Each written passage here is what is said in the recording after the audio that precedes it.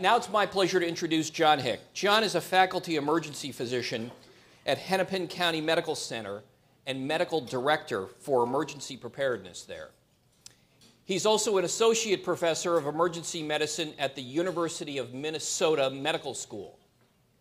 He serves as the associate medical director for Hennepin County Emergency Medical Services, and he is a national speaker on hospital preparedness and crisis standards of care.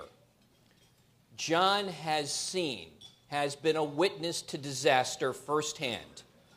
He was thrust into duty when we all remember those television pictures, that Minnesota Highway Bridge dropping into the Mississippi River during the evening rush hour on August 1st, 2007. John is here to share his story with us. Let's welcome him. Thanks, Peter. Thanks, Peter. And I just want to say thanks to the Planning Committee for having me out. It's a pleasure to be in Boston, not only because you all have taught us a tremendous amount over the years, but this is also the first emergency management conference I've ever been to that has line-carved roast beef. Now, I'm not sure. I don't know if that's just because the hospital administrators are here or exactly what, but I'll tell you, it beats the heck out of cold turkey sandwiches. So I just want to lead off by saying, Peter's introduction was a little dramatic. I do want to say that I'm humbled and somewhat awed by Jane and Scott's presentations this morning. I think they really are true heroes for dealing with some very terrifying and somewhat overwhelming circumstances. The bridge collapse wasn't like that. So I respect the fact, and I was among the first standing for them after their presentations. I would respectfully ask, that should not be a precedent for my presentation. The role that I played at the 35 bridge collapse was a piece of sheetrock in a house. This was a team effort. The heroism was on the part of the people of Minneapolis that came to each other's aid unexpectedly in a very heroic fashion in the minutes after the bridge went down. The rest of us really did our jobs, and so I'm not going to be able to compete with the level of emotional impact the prior two speakers have had, but I want to bring you some of our experiences, and hopefully you can take some lessons learned away from that. But again, this was a pretty small part of what happened on August 1st. So just to start off with, I want to set the stage a little bit, if I can get my size to advance. Hennepin County Medical Center is at the top of the screen there. It's not the big white thing that was formerly known as the Metrodome. Now that the roof is collapsed, we're not sure what we're going to call it, but we'll find something. But we're less than a mile from the 35W bridge, which is located in the lower portion of the screen there. So we're very, very close. We're the Level 1 Trauma Center for downtown Minneapolis. We've got about 3 million people in the metro area. In the city of Minneapolis, we have about 400,000 persons. That increases by a couple 100,000 each day during the daytime. Our EMS crews run about 60,000 calls a year. We had 13 crews on duty at 6 p.m. on August 1st. We have over 100 paramedics, 15 dispatchers, and 10 management staff.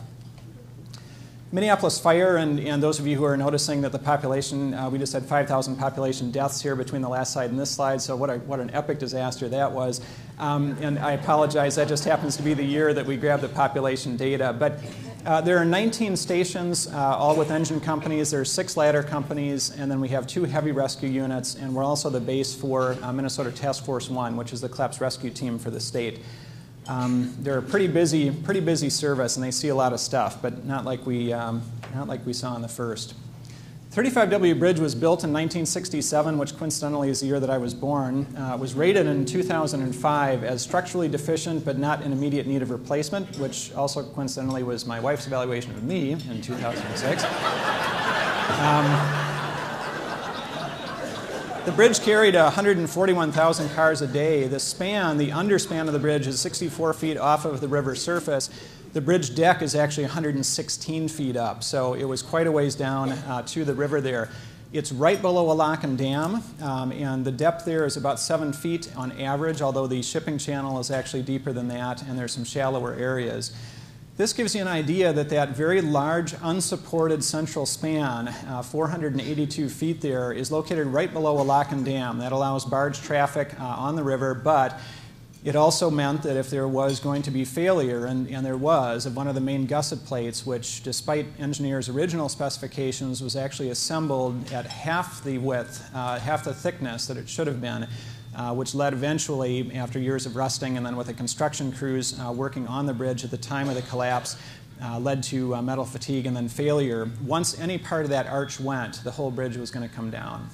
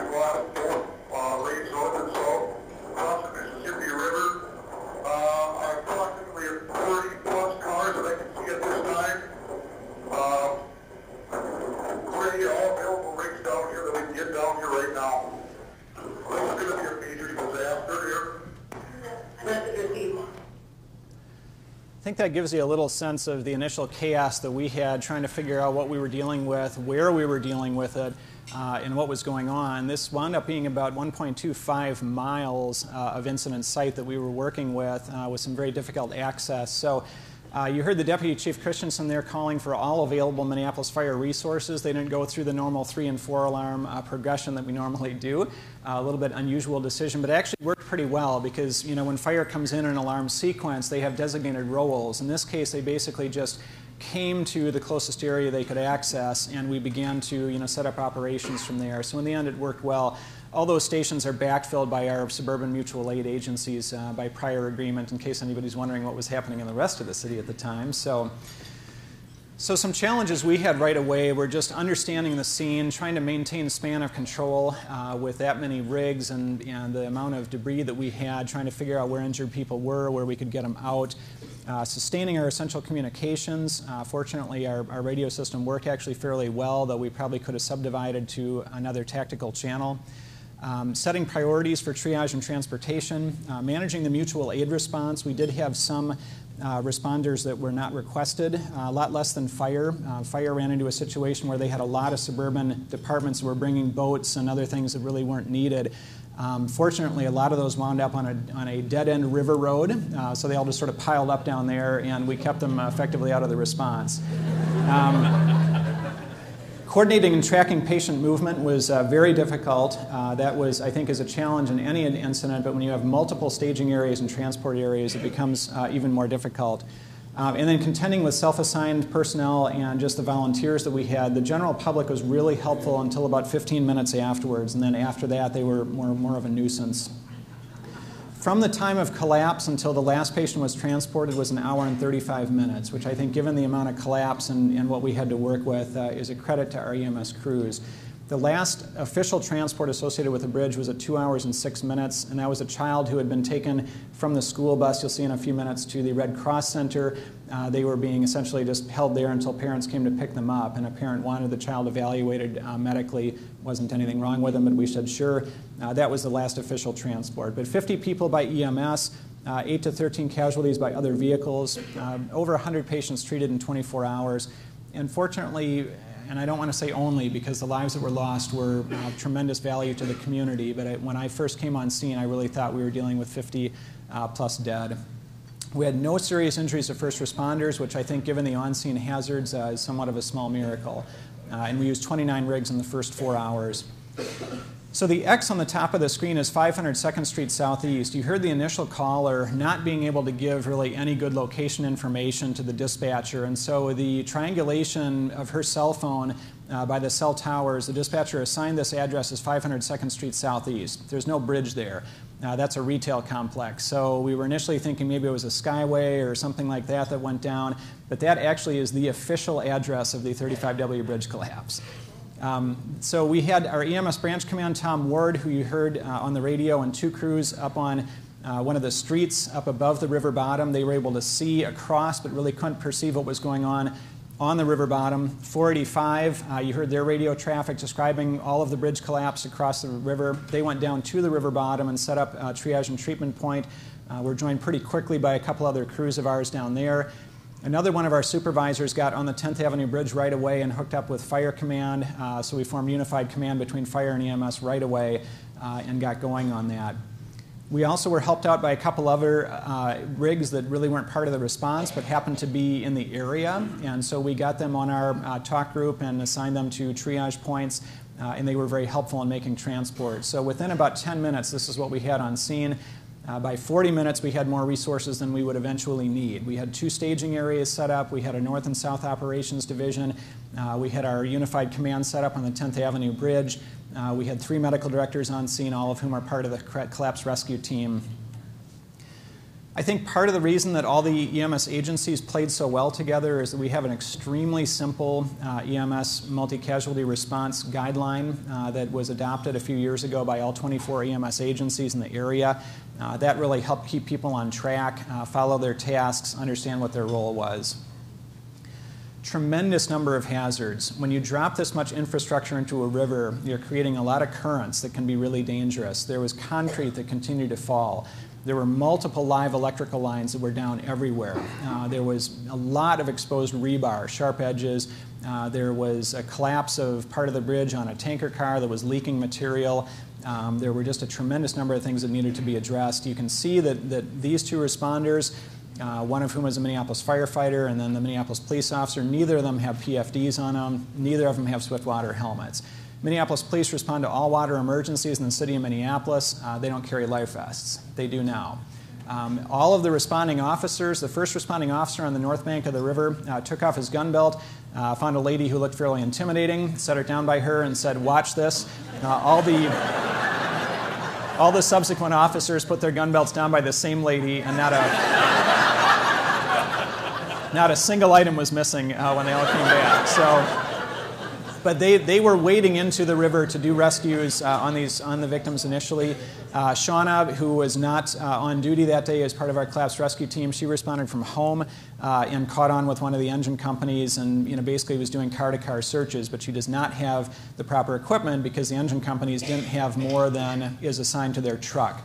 So we've really beefed up on our water rescue equipment on our engine companies since this. Medical Resource Control Center is our communication hub for our EMS system. So during a mass casualty incident, they assign talk groups, they collect the names, try to keep track of what agencies are where and who's doing what. They also send out alerts to the hospitals. So the hospitals received an alert within 3 minutes of the bridge collapse, warning them of a mass casualty incident. MRCC would send up 25 updates that night. They received obviously multiple calls, but nothing like the deluge that the 911 center got. 911 center dealt with 540 calls in the first hour, but implementing their incident response plans and diluting some of that call volume out by sending some to the Hennepin County Sheriff's Department, which is a more suburban location, helped tremendously. So this is MinTrack. It just happens to be the electronic system that we use to track incidents and patients. Worked very well. And now onto the incident scene. And the first thing we had to do was collect the victims. And oh, sorry, this is the Republican National Convention. So this is a whole different. So two years later, a whole different deal.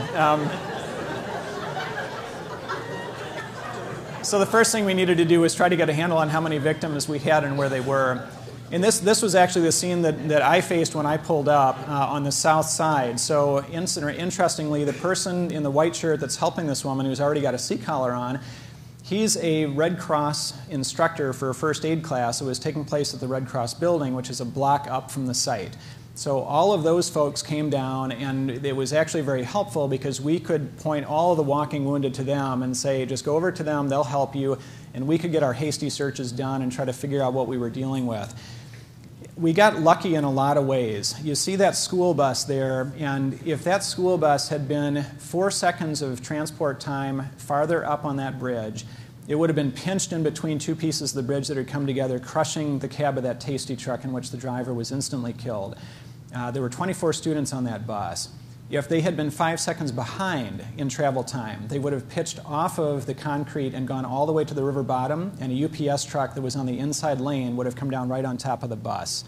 So there were a lot of things that because of divine providence or whatever happened to work in our favor that day. That's the only place in the debris field that bus could have come to rest where the children could actually walk off onto solid ground. So on the south side, there was a fair amount of structural collapse, but it was vertical. The debris really cushioned the vehicles coming down. So as you look at these vehicles, the use of seat belts, the fact that there was construction on the bridge at the time and there were only 114 vehicles in 2 lanes of traffic instead of 4, I think really limited our casualties. But you can see there's not a lot of vehicular damage. So most of these people self-extricated, helped other people out, and walked away, which was good. Not so much on the other end. On the north end, we had a lot of pitch to the structural collapse. We had a lot of concrete coming down on top of vehicles. We had vehicles on top of other vehicles in the river. The rescuers really had to kind of do what they could to get at people in the vehicles and on some of the centrally collapsed span that is still to the south of this. We faced a lot of obstacles. You can see on the bottom of this picture there's a ladder set up against a 10-foot retaining wall. That was the only access for a while that we had to victims on that north side. So a lot of our very emergent victims had to be passed on backboards down that ladder, which obviously is not ideal from a rescue standpoint, but they were going to die otherwise. Also in the foreground of this, which you can't see, were a lot of downed electrical lines that were still sparking. And so we had to keep people well away from there. The building that you see houses all the hazardous materials for the University of Minnesota. So there was a question about whether anything was leaking in there, and we got those answered as the event went on. Unfortunately, nothing was. The blue wheelchair van at the top that you'll see again later belongs to a wheelchair athlete, actually, a very nice guy. He was driving on the bridge when it collapsed in front of him. He tried to swerve into the median, and he was going to hit that outhouse, but there was a construction worker coming out of the outhouse. So we actually had to drive farther down the collapsing bridge and then steer into the median. And several people helped him in his wheelchair to get back up. He wheeled himself to a friend's house about a mile away and actually wound up coming in for some mechanical back pain to get checked out the next day. But it was that kind of citizen-aided rescue and quick thinking that helped us out a lot concentrate on the more severely injured casualties. So right below his van, this is the area you're looking at, and you can see that these vehicles are just demolished. They were dropped on their tops, they were dropped on their sides, they sustained a tremendous amount of intrusion into the passenger compartments. And this was an area where concrete was falling on the rescuers. In fact, our initial triage person grabbed his bag, put his helmet on, went into the area, The first person that he was directed to said, "Tell my wife I love her," and died. The second person he got to was obviously critically ill with a large open chest wound. While he was putting an occlusive dressing on that, he was hit in the head by a 3-pound chunk of concrete, but he had his helmet on, and that saved him. So there were a lot of rapid rescues going on in this area just because we were very concerned the rest of that bridge was going to go.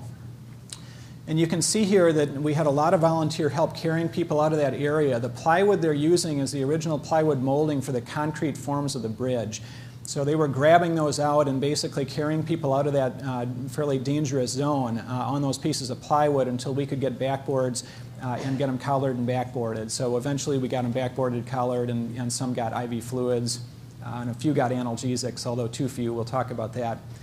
Perimeter was a problem. The north side of this is on the University of Minnesota campus, so we had a tremendous number of people that really wanted to help, but after the first 15 minutes were not helping at all. But when you're talking about 3 miles of perimeter, that's quite a perimeter to try to control. We finally did get some control on that, but it was a very difficult situation early on for the police. Fortunately, what was leaking out of this rail car was just polystyrene, which is non-toxic, non-reactive. So after 15 minutes or so, we figured that out and were able to communicate that. On the other side of this blue rail car, which also is carrying polystyrene, there are 4 tanker cars full of ethanol. And so had those been just a fraction again up that spur, and had the bridge gone down on that, we could have had an absolute conflagration on the north side. Just a couple pictures. We were able to maintain access on the river roads through the diligent efforts of the police department and others to try to keep those areas clear, especially down on the bottom right. You can see, how many vehicles were parked on that lower river road, but we were still able to keep a traffic lane open. My squad there in the lower right-hand corner is the one with its lights off. My partner, Jeff Ho, left his on, but the battery didn't go completely dead. But that's where all those rigs were collecting, which is now on the top side of this picture. So all our resources were up there, separated from the bridge by these downed wires in a narrow corridor we could get patients through. But a lot of the patients were coming to the south side of the bridge, and we had no access there. So we were setting up a casualty collection point, trying to figure out what to do, and we kind of sent some scouts out to figure out what they could find. They commandeered a couple pickup trucks that they ran across and had those drivers drive them around. And what we finally figured out was we could get across a very large rail yard and get up to the city streets. So we grabbed a couple of pickup trucks and started loading backboarded patients into those pickup trucks, drove them across the rail yard down a gravel road about 2 miles, and then came up on the city streets fairly close to University of Minnesota Hospital. A couple of the last victims from the bridge incident that were loaded, transported up to the city streets, and then intercepted there by our EMS crews. Our priority was on getting people extricated and transporting them. It really wasn't on doing anything more significant than that on scene, although a few of the patients that we had to wait with did get IVs and some morphine. It would have been nice to give them more morphine. Morphine's always a good thing. Our medics just don't happen to carry a lot of it, but it's something that both for the hospitals and for EMS is an issue. We didn't have a lot of C-collars. We recognized this as a problem after the fact, that our MCI trailer has a lot of backboards, but there's not a lot of C-collars. So now we just tape a no-neck backboard to every, a no-neck C-collar to every backboard in the trailer, just so you have one available. We were only able to bill about 25% of our transports in the end because there wasn't great documentation on a lot of the greens, but that's okay. We wrote that off. And again, I would have liked to have seen more people get analgesics on scene, but it just wasn't able to be done with the amount of narcotics we had available.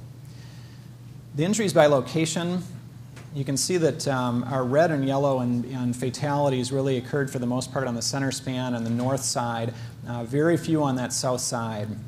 So a lot of green injuries on that south side, a lot of walking wounded, and then a lot of people that even in the center of the span, despite going down over 100 feet in their vehicle, walked away with no injuries.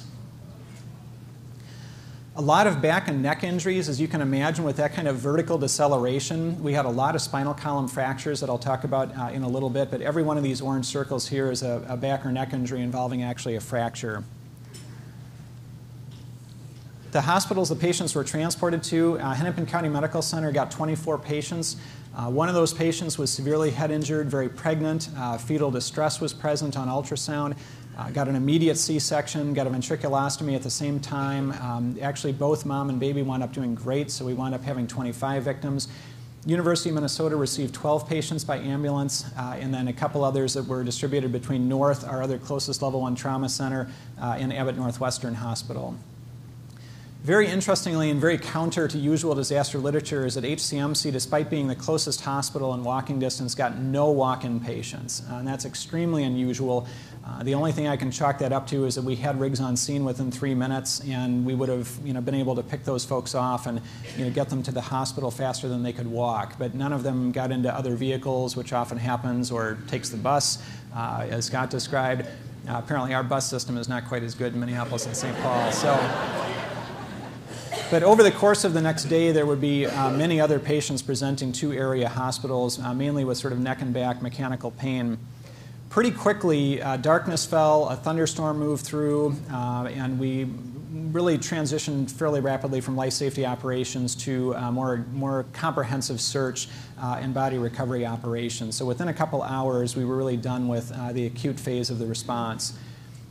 Total of 127 patients, only one admit in that group. That person had a lumbar spine compression fracture. And we did see a fair number of the kids on that bus coming in with sort of nonspecific abdominal pain or other complaints that were related more to their psychological stress than anything else. Some of the mitigating factors, the weather. In Minnesota, we get about 2 good weather days a year. This happened to be one of them. And so it was 90 degrees, so it was a little hot to be in a lot of personal protective equipment, but still not that bad. So we had good weather. It didn't occur in the middle of January, in which case we would have lost tremendous more lives than we did. The traffic was very congested because it was rush hour. The bridge was under construction, so traffic was at a crawl. If these vehicles had been doing 50, 60 miles an hour at the time the bridge went down, it would have been a different situation. Use of automobile restraints, the airbags and the seatbelts really helped, and then we had the bridge structure kind of cushioning some of the impact under those vehicles, and I think that was helpful too. We were very close to a lot of hospitals, and we had other bridges that we could move the ambulances across. And then I think in the end we got lucky in a few situations too. Our mutual aid plan worked very well, and our incident response plan worked well.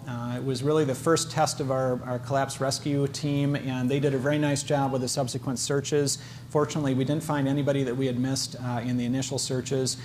Incident management overall, a lot of our folks are very experienced, and that showed. We very quickly got unified command set up. Our divisional commands very quickly, fire and EMS got together and began running things simultaneously, helping each other out.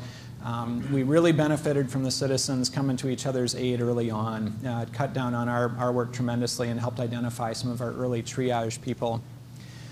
We adapted to challenges as best we could, and we tried to keep communications open. That worked fairly well. Radio discipline wasn't perfect, but it was pretty good, and we got patients off the scene rapidly. I think we could have improved a lot our situation reporting to the hospitals and to MRCC. The size-ups that were being communicated probably could have been a little more timely, a little more accurate. We now prompt every 15 minutes for a situation update the way fire does. Our patient tracking wasn't very good. I think part of that is just an unsolvable problem, to be quite honest.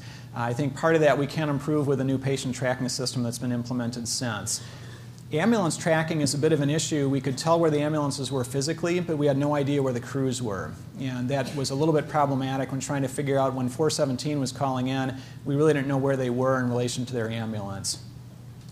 Coordination and staging, just coordinating a couple different staging areas and when to release ambulances and how many more ambulances we needed in staging got a little confusing because of the 2 staging areas being set up. So we probably should have broken that to two different command channels. Coordination with the EOC and a lot of agencies that wanted victim information was a little tough, but we did that, all the hospitals working together. As I mentioned, crowd control was an issue, and then I'll come back to the media here in a little bit. As prior speakers have mentioned, that was an issue for us as well. Now to the hospital, and just talk for a few minutes about what happened at the hospital, at ours and others. We coordinate hospital response, HCMC does, for the metro area as the Regional Hospital Resource Center. We represent the Metropolitan Hospital Compact during incidents to help coordinate information and any resource management that needs to be done. We've got 3 level 1s in the area and about 5,000 acute care hospital beds. So when we do go into that coordination mode, we're working with EMS, with emergency management, with local public health to essentially represent all the hospitals to those disciplines. We got initial information at the hospital at 6:10 via phone call that the bridge had gone down. MRCC followed that almost immediately with an alert. We had 2 critical cases running in the ED and 5 open ICU beds at the time. The charge nurse, as she should all the time when there's an incident, turned on the TV. And this was live within minutes on all channels, so she was able to get a very quick perspective, talk to our staff, and he said, yep, declare an alert orange. That was declared. Some of the messaging that went out wasn't exactly according to plan. This should have gone out as a pre-scripted, this is a level 2 mass casualty incident, not an exercise, please report to HCMC. What actually went out was get to HCMC now, which was highly effective, but probably not optimal. And we got our initial patients at 6:40, so we actually had a little bit of time, as was mentioned by Scott, to get things ready before the patients rolled in. The toughest thing that we had in the ER was we didn't have a lot of information about the number of victims from the scene, as I'd mentioned. The public probably had more information than we did once we were knee-deep in this. There wasn't a lot of good cooperation from the EMS supervisors in the field getting a good overview because they really weren't sure how many more victims were going to be pulled out of the rubble. So that was difficult to make that call. And as Scott had mentioned, there's tremendous financial implications to declaring an alert orange, but you just got to go ahead and use your best judgment, and that's what we went with. According to plan, a couple of our team centers were cleared very quickly. We have about 60 beds in our emergency department. It sees about 100,000 patients a year. So we cleared the vast majority of those. Admits went up straight away with no delay or report called, which was kind of refreshing. And so the emergency department was cleared pretty quickly. These were the initial 7 patients that came into HCMC, and you may not be familiar with injury severity scores, but just suffice it to say that anything more than 16 is considered major multiple trauma. So you can see these scores here, 3430, 3450. These patients arrived within about 12 minutes, and they were by far the most critically injured. So our EMS personnel did a really nice job with triaging them. The first patient, you're saying, why did you work a cardiac arrest? Well, he was the guy that came in with a large open chest wound. He arrested right as he got into the emergency department, so we decided we'd at least do a quick thoracotomy, take a look around, see if we could find anything correctable, and we didn't, unfortunately. We had the best staff-to-patient ratio that night that we've ever had in the emergency department. It was actually too much, and most of you will find this during incidents that you have an overabundance of staff reporting. We needed to do a better job of corralling them in our waiting area, which is basically the break room, and just assigning some teams to those areas. That's the way it's supposed to work. We kind of allowed that to bleed a little bit, and so we wound up with quite a few personnel. But we had a number of patients saying, "Oh, I've just never felt like I've had this much attention from nurses and physicians," and you haven't. So the 25 patients came in over 2 hours. There was the 1 DOA. 6 of them were intubated. 5 went emergently to the operating room, and 16 of them were admitted. So that's an admit rate of 60%, which again is pretty high for most disasters. Remember, we had really only 3 ICU beds that were available at the time this happened. By 7 o'clock, within 45 minutes, we had 25 ICU beds open. We had 10 ORs open in staff, and we had our 3 CT scanners up and running. And a lot of that is just due to the fact that we've done a lot of practice with our Hick system. We had a lot of good people up in the command center that night. They usually don't look as dour as this, but they did a great job. So we transferred a couple people out of MI and CCU to make some room. We opened an additional step-down and post-anesthesia care unit as ICU care. Cardiac short stay was also put into service according to plan. We didn't have to use our same-day surgery. That's kind of the next step, and that's a 12-bed unit, and there's another 12-bed unit that we can draw on if we need to. But we did add about 25% of usual ICU capacity, and I think that's probably a good place to start. From a surgical response, we usually have 2 to 3 ORs that are up and available on any given hour of any given day. So we had 10 ORs open. The nursing only had to get halfway through their phone list. We've since transferred that to a digital paging system with group paging, so we don't end SMS notifications, so they don't have to actually do a call list. The surgeons did what they were supposed to. The on-call team came downstairs right away. The other surgeons that came in just met patients in the OR and operated. And I took this right from one of their presentations just because the first bullet, it's drills are important. And this was a really big revelation to the surgeons. But they really are, and it's difficult to get the surgeons often to play in exercises, but we had a lot of really good surgical learnings, including the fact that the surgeons in the ORs really needed to know how many cases they still had pending, because they needed to know if they needed to do bailout procedures and just get in, stop hemorrhage, and get out, or if they could actually go ahead and do more definitive procedures. So that was something that was an aha moment for us. Communication broke down a little bit within the hospital.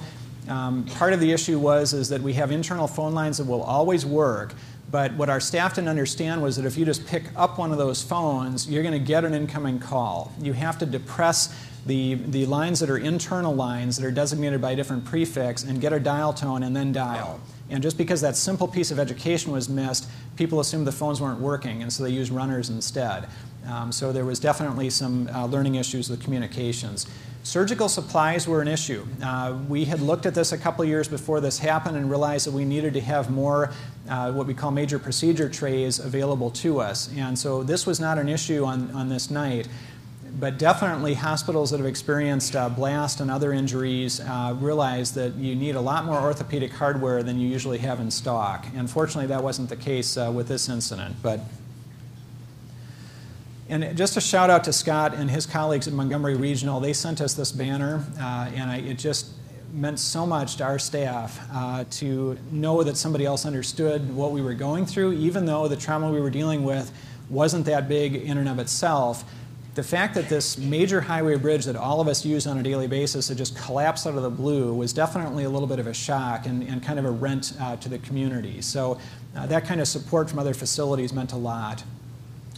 Just a couple of comments on key injuries. We saw, as you would with any major motor vehicle accidents, a lot of blunt force injuries, a lot of neurotrauma, and then I'll mention the spinal column injuries in a minute. I do want to just dwell on the pregnancy issue for a minute. We had to make a decision really fast whether to take that lady to the CT scanner and then to the OR with her head bleed, or whether we would just go and get the baby out knowing we could probably save the baby and put a ventric in. That's what we decided to do, and fortunately it worked out very well for both of them. Just kind of looking at the range of injuries across the other institutions, University of Minnesota had 14 patients that they saw. They admitted 12 of them, although their ISS was only 6. And North, the other closest level one, just had a handful of patients, but with an average ISS of 9.5. So, pretty significant injuries. And then of the patients that were admitted, 7 out of 16 at HCMC had spinal column fractures. At the U, it was 7 out of 11 patients. So fortunately, none of them had any spinal cord injury. A lot of them required stabilizing surgery, but none of them had any cord injuries. I mentioned our telephone issue. We used runners successfully. We didn't have any problem with our internet. We had some issues with not getting the right pages out, and we had a misunderstanding that surgery thought that we had a group page for all of their staff that was automatically activated, and that was not the case. We've since corrected that, but that was kind of a major misunderstanding. Didn't prevent them from getting a lot of personnel in right away, but it's something we wanted to know about. I don't know if there's anyone out here that has Vocera systems. That's an internet-based sort of intercom system that you wear around your neck. I'll just say that was useless during the event because anytime there's even a whisper of wind in the background, Vocera won't track with you. And so, when you say something like, I want to call the incident commander, it would say, I think you said, call Al Jazeera. So, and we do have family radios that we used with good success in the emergency department. Interestingly, one of our command staff had been out to eat with his wife at a downtown restaurant when the pages went out, and he had had 1 glass of red wine. And so he came into the command center and basically took over his usual function and did a great job. But we got some emails in the days afterwards about why was so-and-so drunk in the command center. And because you could smell alcohol on his breath. And so we had to go back and create a policy on alcohol use and functions in the command center and make it clear to staff that if you've had any alcohol, that you should not be functioning in a command role. It's not that 1 glass of wine is really going to do a lot, but from an appearances standpoint, if you can smell alcohol on anybody's breath, there's going to be issues. And so we needed to create a policy. We use Epic for our electronic health record, and I don't know that there's any coincidence that Epic and disaster go together like ham and eggs, but they assured me that it was going to work extremely well during a disaster, and it did not. And there were several problems with it. One is that we obviously couldn't keep up with charting, and I knew that would be the case, so we have very, very simple templated checkbox charts that we use, one for critical care and one for more routine disaster care. The other problem was that a lot of electronic health systems don't allow you to assign beds that aren't there. And we needed to do that. On every unit, we needed to add beds because we were putting people in hallways temporarily until we could get people moved around. We needed to assign them to the ORs. We needed to assign them to CT. We needed to assign them to places that you couldn't. And so we're working on that with them to try to get that rectified. And I think we're pretty close. But that was a problem because we couldn't actually see where people were. Supply delivery was a little bit of an issue. We got tons of supplies that came up, and right away we had great cooperation from pharmacy and central supply and sterile supply, but they didn't know exactly where to bring it. And so it kind of wound up in different areas of the department, and sometimes they bring it right into the critical care area, and it's like, no, let's take that cart out of here. So we've since refined our supply request and delivery plans for disasters. Media monitoring, we had some very unhelpful stuff that went out on the media, and it wasn't intentional, but one of our local stations broadcast, if anyone wants to give blood to help support the disaster effort, please go to the ER. Well, the only blood donations that happen in my ER are involuntary, okay? So we don't do that. So we got that communication out pretty quickly, and then they came on half an hour later and said HCMC is still critically short of staff. And by that time, we had way more staff than we could possibly use. So we had to call them and say, don't, please retract that. But in general, the media was very good that night about trying to help us get messages out that we needed to. And it also helped us maintain some situational awareness. North Memorial, they didn't activate their Hick system. They only received a few victims, so they felt that they would be able to do that with sort of daily operations. The problem was the phone calls and the media calls. So they really needed to at least assign an incident commander, a PIO, and just be able to keep track of the victims they were getting, what was going on, and be able to address those family inquiries and the media inquiries. University Hospital is the closest on the North Bank. They had quite a few walk-in patients. They had also over-reporting of staff and a lot of staff reporting to the emergency department that weren't in a role that they could be useful down there. So their phone lines were also jammed with staff and families trying to get a hold of anybody to see what's the scope of the incident, is my loved one there. They ran out of C-collars very quickly. Also, their disaster numbers began at 1, and their cubes in the ER are labeled 1 through 12. But the numbers don't match up. The first patient in might have gone to cube 8 but been assigned number 1, so you can imagine the issues that created when that patient had lab or x-ray orders processed. So they had to go back and revamp their numbering system, and that didn't integrate with their medical records system. So they had a tough time keeping track of patients. As has been mentioned several times before, and I'm not going to dwell on this, you have to feed the media. Otherwise they will feed themselves, and you don't really want them to eat whatever they want to eat. So create those scheduled opportunities. Make sure you designate spokespeople. We tried to designate some of our supervisory level staff to be the front person. Scott did an outstanding job as CEO, in all regards. Our CEO did not want that role, so he kind of made myself and a couple other people sacrificial offerings and made sure that we got scheduled to deliver those media briefings. But you definitely want to honor the requests that you can and make sure you set up a schedule of briefings. They will try to come into the hospital. They really, really, really want to talk to the families. We really, really, really don't want them to.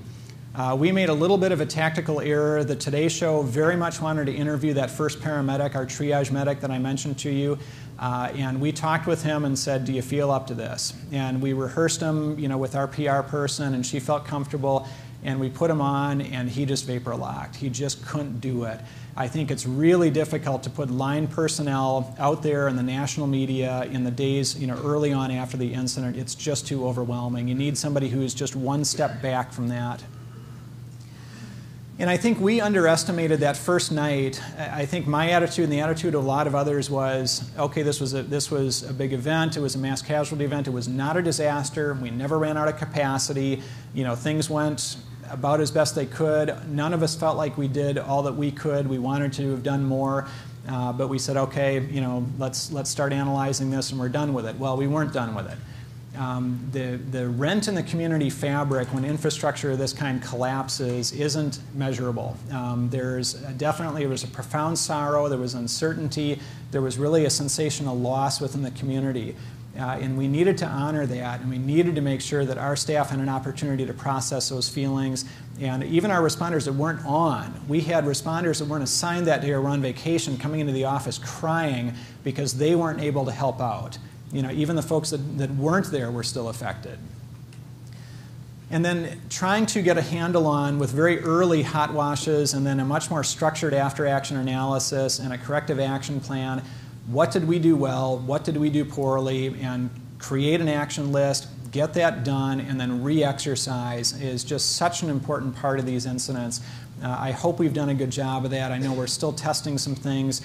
There is an after-action report available on the web from the overall incident. It doesn't concentrate much on the hospital issues, but may make for interesting reading if you're having trouble getting to sleep at night. So that's available on the web.